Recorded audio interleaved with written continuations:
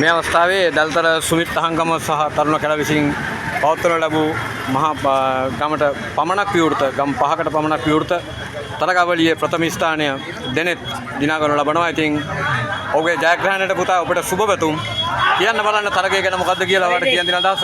ඔය ඉතින් මම ගිය පාර පැද්දා. ගිය පාරේ මට තරඟ ගන්න බැරිනේ මගේ රයිඩර්ස් ඔක්කොම මගේ ඇඟට ඇල්ලුවා. ඒකින්ද අර තාප්පු වැදින්න ගියා. හැබැයි මේ පාර හොඳ ට්‍රේනින් කළා. මේ පාර හොඳට කට්ටියට තරගය දුන්නා. අපි දැක්කා මුල් වටේ ඉඳලම ඔයා තනිවම ගලවගෙන තනිවම ගියා. ඇත්තටම ඒ ශක්තිය රේස් එක වදින්න ගොඩාක් උත්සාහ කරේ නෑ.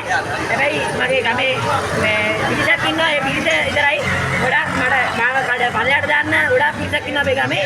මේ අතුන් අයියා, මෙච්ච අයියා දෙන්න ගොඩාක් උත්සාහ කරනවා.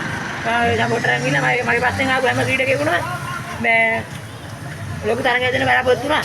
මේ උනාට මම කියන්නේ මේ තරග වල ඇද යන එක මේ නවත්තන්න ඕන. දැන් මගේ පිටපැත්තේ ක්‍රීඩකයා දැන් ගේගාය අපේ ගේගායෙන් ඇද ගහලා දිනවා. ඒ වගේ ජරාවට ගන්න හොඳ නෑ රේස් වල. ඔයගේ රේස් කරලා ජාතික මට්ටමේ රේස් වල සහභාගී වෙන්න බෑනේ. අන්න අනිතර ඉතින් යන්නේ.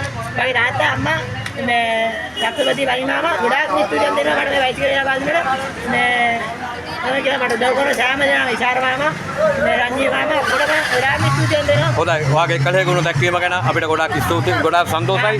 මොකද මගේ ට්‍රේනින් කරන මොහොතේ ක්‍රීඩකයාට ගොඩාක් මිතුරන් දෙනවා මාව ට්‍රේනින් එකක් ගිහිල්ලා